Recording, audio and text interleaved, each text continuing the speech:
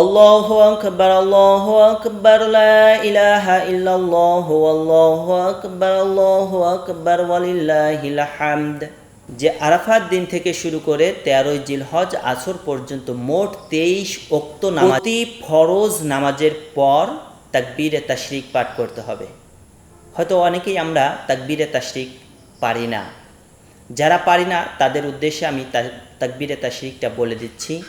এই তাকবীরে তাশরিকের কয়েকটি শব্দ নিয়ে একটু মতভেদ আছে, কিন্তু আমাদের সমাজে যেটা পরিচালিত এবং প্রসিদ্ধ সেটা আমি বলে দিচ্ছি যে আল্লাহু আকবার, লা ইলাহা ইল্লাল্লাহু, আল্লাহু আকবার, ওয়ালিল্লাহিল হামদ।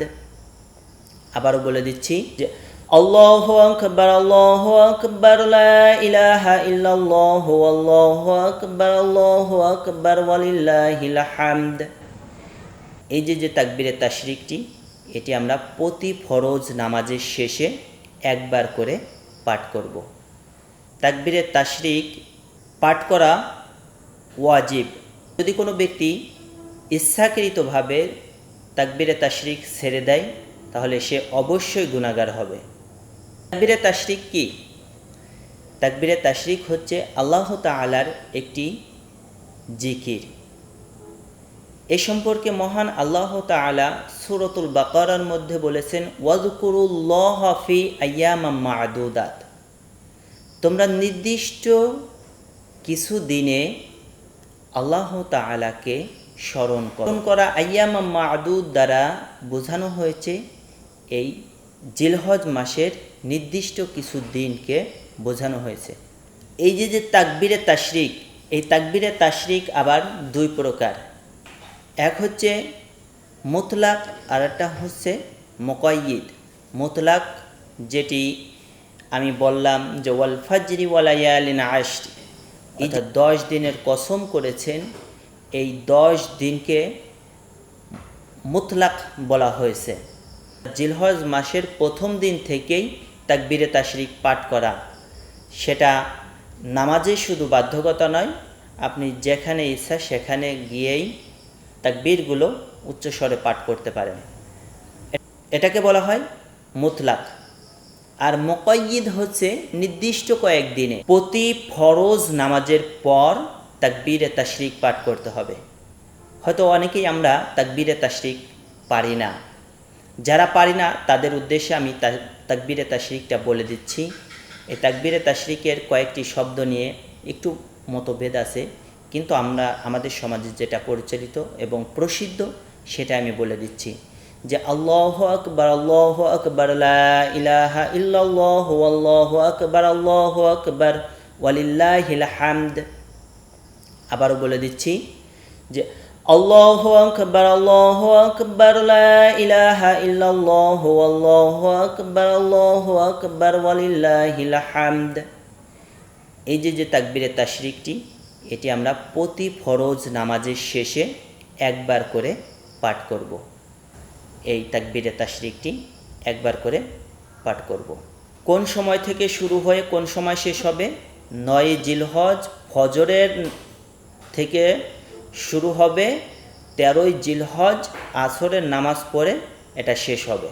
অর্থাৎ আসরের নামাজ পড়েও তাকবীরে তাশরিকটি পাঠ করতে হবে। এখন অনেকেই প্রশ্ন করতে পারেন, তাকবীরে তাশরিক যদি আমরা কেহ না পড়ি তাহলে কি আমরা গুনাহগার হব? হ্যাঁ, অবশ্যই তাকবীরে তাশরিক না পড়লে আমরা গুনাহগার হব। আবার প্রশ্ন হতে পারে যে তাকবীরে তাশরিক কারা পড়বে? এখানে তাকবীরে তাশরিক প্রতিটি মুসলমান নরনারী যার উপর নামাজ ফরজ হয়েছে, অর্থাৎ যে সাবাল্যকে পৌঁছেছে সেই ব্যক্তি এই তাকবীরে তাশরিক পাঠ করবে। পুরুষরা উচ্চস্বরে পাঠ করবে, জামাতে নামাজ পড়লেও পাঠ করবে, একাকিত্বভাবে নামাজ পড়লেও সে প্রতি ফরজ নামাজের শেষে তাকবীরে তাশরিক পাঠ করবে। আর যারা মা বোনেরা শুনতেছেন, মা বোনেরা আপনারা প্রতি ফরজ নামাজ শেষে নিম্ন স্বরে, অর্থাৎ আপনার কণ্ঠস্বর যেন অন্য পুরুষেরা না শোনে,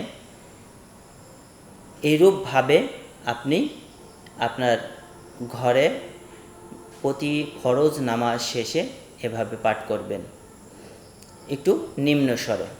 এখন প্রশ্ন হতে পারে যে কেউ যদি তাকবীরে তাশরিক পড়তে ভুলে যায়, অর্থাৎ নামাজ পড়ছে, নামাজ পড়ে বসে আছে, কিন্তু তাকবীরে তাশরিক পড়তে তার মনে নেই। যদি নামাজ পড়ার পরে মনে নেই কিন্তু জায়গায় বসে আছে, যখনই মনে পড়বে তখনই সে তাকবীরে তাশরিক পাঠ করে নেবে। আর যদি দেখা যাচ্ছে ওক্ত চলে গেছে, অন্য সময় অতিবাহিত হয়ে গেছে, হাটবাজারে চলে গেছে, যখন তার মনে পড়বে এটা তখন সে আল্লাহ তাআলার কাছে মাপ চেয়ে নেবে, আল্লাহ তাআলার কাছে ক্ষমা প্রার্থনা করবে, ইস্তেগফার করবে।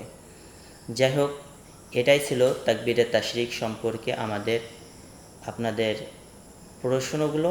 তা আমরা সকলেই তাকবীরে তাশরিক পাঠ করব এবং এই জিলহজ মাসে বেশি বেশি আমল করব।